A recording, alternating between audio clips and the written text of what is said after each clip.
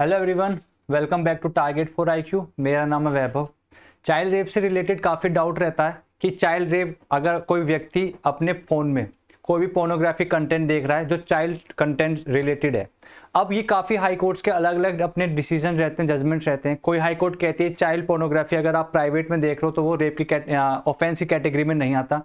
कोई high court कहती है कि अगर आप भले ही प्राइवेटली ही उसका चाइल्ड पोर्नोग्राफी अपने मोबाइल में बैठ के देख रहे हो तो वो अपराध की श्रेणी में आता है।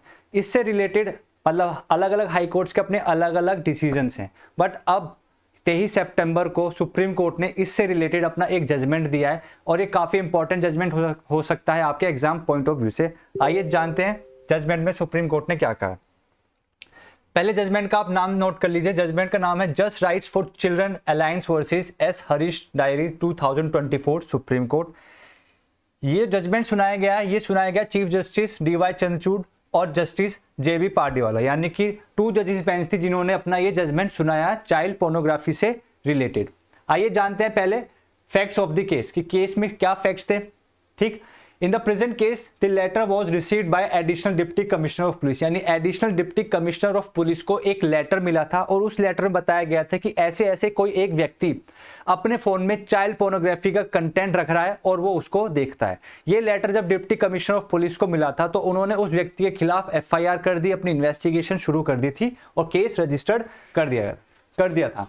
During the investigation the mobile phone was seized and forensic analysis the conducted which confirmed that mobile phone had 2 files which contained child pornographic content involving tin boys, यानी कि जब फोन आपकी इन्वेस्टिगेशन शुरू हुई, इन्वेस्टिगेशन के दौरान उस व्यक्ति का फोन सीज कर लिया गया था और फोन को फोरेंसिक डिपार्टमेंट के पास भेज दिया गया था। फोरेंसिक डिपार्टमेंट ने जब अपनी तहकीकात करी, उन्हें पता चला कि इस फोन के अंदर 2 फाइल्स थी जिनको डिलीट कर दिया गया था। तो डिलीट करने के बावजूद भी फोरेंसिक डिपार्टमेंट ने वो फाइल्स रिकवर करी और पता चला कि वो जो फाइल थी वो चाइल्ड पोर्नोग्राफी से रिलेटेड थी। उसके बाद पुलिस की जब इन्वेस्टिगेशन कंप्लीट हो गई, उन्होंने अपनी चार्जशीट लगाई और चार्जशीट के बेसिस पे कोर्ट ने कॉग्निजेंस लिया था कौन सी धाराओं के अंदर, section 67B of IT act and section 14 clause 1 of POCSO act, यानी पॉक्सो और आईटी एक्ट के तहत उस व्यक्ति के खिलाफ मुकदमा शुरू हो चुका था। The accused has approached the High Court seeking to quash the criminal proceedings। अब क्या हुआ, जब ये मुकदमा चल रहा था उसके बाद जो एक्यूज था, जो अभियुक्त था, वो सीधा हाई कोर्ट पहुंचा और उसने प्रार्थना करी हाई कोर्ट से कि ये जो कार्रवाई उसके खिलाफ करी गई है इस कार्रवाई को क्वैश कर दिया जाए, खत्म कर दिया जाए। ठीक है, अब मद्रास हाई कोर्ट का इसके पीछे रीजनिंग क्या थी, यानी कि वो जो अभियुक्त था जो मद्रास हाई कोर्ट पहुंचा, ये जो मैटर था ये मद्रास कैलकाटा से रिलेटेड था, तमिलनाडु से रिलेटेड था। जब ये मैटर मद्रास हाई कोर्ट पहुंचा, वो व्यक्ति जब मद्रास हाई कोर्ट पहुंचा क्वैश करने के लिए, इस कार्रवाई को खत्म करने के लिए, तो मद्रास हाई कोर्ट ने अपना क्या रीजनिंग दी, आइए जानते हैं। The accused had only downloaded the material for private viewing. It was not published or transmitted, and it was argued that merely downloading and watching child pornography is not an offense under section 67B of IT Act। यहाँ पे Madras high court ने बोला है कि वो जो अभियुक्त था जिसने उस कंटेंट को डाउनलोड किया था, वो उसने अपने फोन में सिर्फ डाउनलोड किया था जिसका पर्पस था कि वो अपने घर में प्राइवेटली उस कंटेंट को देखे। उसका मकसद, उसकी इंटेंशन, उसका आशय ये नहीं था कि वो उस कंटेंट को कहीं और ट्रांसफर करे। Transfer in the sense WhatsApp के माध्यम से अपने फ्रेंड सर्कल को शेयर करे या कहीं और शेयर करे या ऑनलाइन प्लेटफॉर्म पे शेयर करे, ये उसका उद्देश्य नहीं था। उसका उद्देश्य सिर्फ ये था कि मोबाइल में डाउनलोड करके वो प्राइवेटली उस पोर्नोग्राफी को देखे। ठीक है, और ये जो ये जो कलकत्ता हाई कोर्ट का जो डिसीजन था, उन्होंने इसमें बोला था कि उसने कोई अपराध नहीं किया, section 67B of IT act. The single bench noted that to attract the offence of under POCSO act child और children must have been used for pornographic purposes. यहाँ पे हाई कोर्ट ने ये भी बोला है कि अगर आपने अपराध किया तो अपराध के लिए जरूरी है कि आप जो कंटेंट देख रहे हो उस कंटेंट को उस कंटेंट में जो बच्चे हैं उनको आप डायरेक्टली या इनडायरेक्टली किसी भी तरह यूज कर रहे हो। बट ऐसा उस अभियुक्त ने नहीं करा, उसने सिर्फ जो डाउनलोड किया अपने फोन में अपने प्राइवेट टाइम पे देखने के लिए ही किया है। और यहाँ पर मद्रास हाईकोर्ट ने उस व्यक्ति को पनिशमेंट नहीं दी, बोला कि ये इस व्यक्ति ने कोई भी अपराध नहीं किया क्योंकि उसने उस जो कंटेंट था उस कंटेंट को कहीं और ट्रांसफर नहीं किया। तो इसलिए यहाँ पे मद्रास हाईकोर्ट ने अभियुक्त को छोड़ दिया था। ये मद्रास हाईकोर्ट का कहना था। बट बाद में जब अपील गई तो अपील के बाद एक चीज और बोली थी मद्रास हाई कोर्ट ने, उन्होंने कहा था कि mere storage of child pornographic material without any intention of transmit the same was not an offence under POCSO act. यहाँ पे पॉक्सो एक्ट का हवाला देते हुए भी कोर्ट ने ये बोला था कि खाली अगर कोई व्यक्ति अपने फोन में स्टोर कर रहा है जिसके आशय ये नहीं है कि वो कहीं और ट्रांसफर करे, तो वो अपराध की श्रेणी में नहीं आता।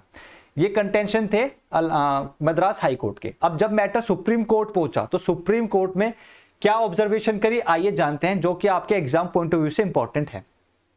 Supreme Court set aside the Madras High Court's judgment and held that storage of such material without deleting or without reporting the same would indicate the intention to transmit the same and would amount to offense under POCSO Act। यहाँ पे जो supreme court थी, उन्होंने जो Madras high court ने अपना decision दिया था उस डिसीजन को सेट असाइड कर दिया, यानी एक तरफ कर दिया, और कहा कि ये जो मद्रास हाई कोर्ट ने अपना डिसीजन दिया है ये सही नहीं है। और इसके साथ साथ सुप्रीम कोर्ट ने बोला है कि कोई व्यक्ति अगर कोई भी मटेरियल स्टोर करता है, चाहे अपने लैपटॉप में करे चाहे अपने मोबाइल फोन में करे, और उसको अगर कोई डिलीट नहीं करता, भले ही उसने ट्रांसफर ना करा हो, अगर वो ट्रांसफर भी नहीं कर रहा पर वो जो मटेरियल है उसके फोन या लैपटॉप में स्टोर है, अभी भी उसके पास है, तो माना जाएगा उसकी इंटेंशन क्या है, उसका आशय क्या है, तो ये माना जाएगा उसका आशय ये है कि वो उस कंटेंट को ट्रांसफर कर रहा है। ठीक है, यहां पे सुप्रीम कोर्ट ने यही बोला है कि भले ही आप ट्रांसफर नहीं कर रहे, भले ही आपने डिलीट नहीं करा, अगर आप डिलीट नहीं कर रहे हो या उस कंटेंट की रिपोर्ट नहीं कर रहे हो, उसके बारे में जो अथॉरिटी है उसको नहीं बता रहे हो कि ऐसे ऐसे ये कंटेंट मेरे फोन में बाय मिस्टेक डाउनलोड हो गया, मैं डिलीट करना चाह रहा हूं, डिलीट नहीं हो रहा, आपने इसकी रिपोर्टिंग भी नहीं करी या फिर आप डिलीट भी नहीं कर रहे हो, तो ये माना जाएगा आपका अब आशय ये है, आपकी इंटेंशन ये है कि आप इस कंटेंट को ट्रांसफर करना चाहते हो, यानी कि इनडायरेक्ट यहां पे सुप्रीम कोर्ट ने बोला कि आपने अपराध किया है। ठीक, the court observe that just because material was deleted before FIR registration it can not be said that no offence is made out. यहां पे सुप्रीम कोर्ट ने बोला है कि जब अभियुक्त को पता चला कि उसके खिलाफ एफआईआर होने वाली है, तो एफआईआर होने से पहले अगर अभियुक्त ने उस कंटेंट को डिलीट कर दिया तो इसका मतलब ये नहीं कि आपने अपराध नहीं करा। ठीक है, इस डर से कि आपके खिलाफ एफआईआर होने वाली है, आपके खिलाफ कार्यवाही शुरू होने वाली है, आपने इस डर से उस कंटेंट को डिलीट कर दिया, तो माना जाएगा आपने अभी भी अपराध किया है।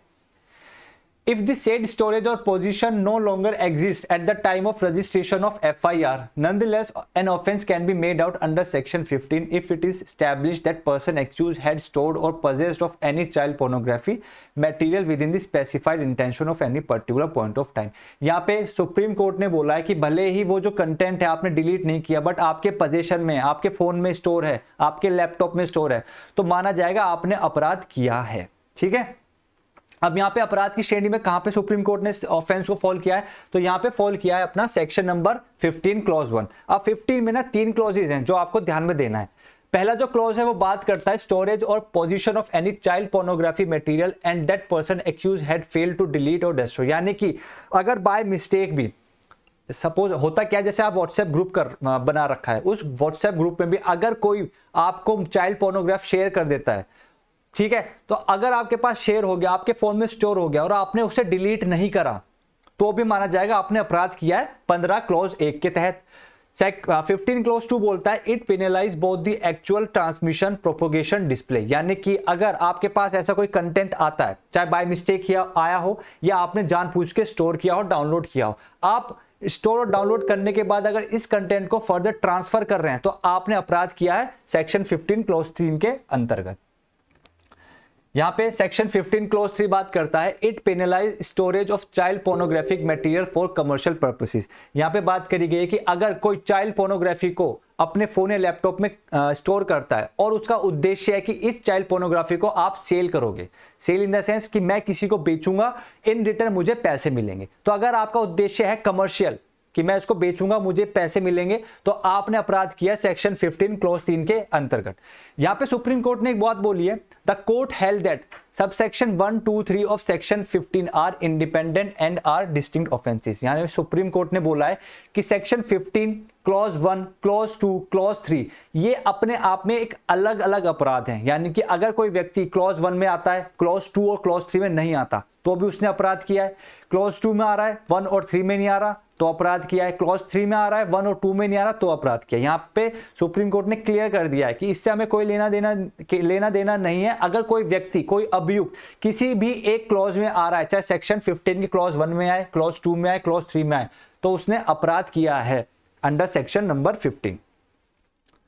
The police as well as courts, while examining any matter involving the storage or possession of any child pornography, finds that particular subsection of 15 is not attractive, then it must not jump to the conclusion। यहाँ पे बोला गया है कि अगर कोई police officer या कोई कोर्ट को ये लगता है कि इस व्यक्ति ने किसी भी क्लॉज के अंदर, सबसेक्शन के अंदर कोई अपराध नहीं किया, तो एकदम से कोर्ट या पुलिस ऑफिसर को अपना कंक्लूजन ये नहीं बनाना चाहिए कि इस व्यक्ति ने कोई अपराध किया ही नहीं है। तो कोर्ट का यहाँ पे कहना है कि भले आपने क्लॉज 1 में अपराध ना किया हो, बट ये संभावना हो सकती है कि आपने क्लॉज 2 या क्लॉज 3 में अपराध किया हो। तो ये एक जजमेंट था सुप्रीम कोर्ट का जो 23 सितंबर को पास किया गया है। और अब हमें क्लियर हो चुका है कि चाइल्ड पोर्नोग्राफी, अगर कोई व्यक्ति चाइल्ड पोर्नोग्राफी का कंटेंट अपने फोन, लैपटॉप या किसी भी इलेक्ट्रॉनिक मीन्स में रखता है और उसको डिलीट नहीं करता और शेयर भी अगर आप नहीं कर रहे हो, तो भी माना जाएगा आपने अपराध किया अंडर पॉक्सो एक्ट।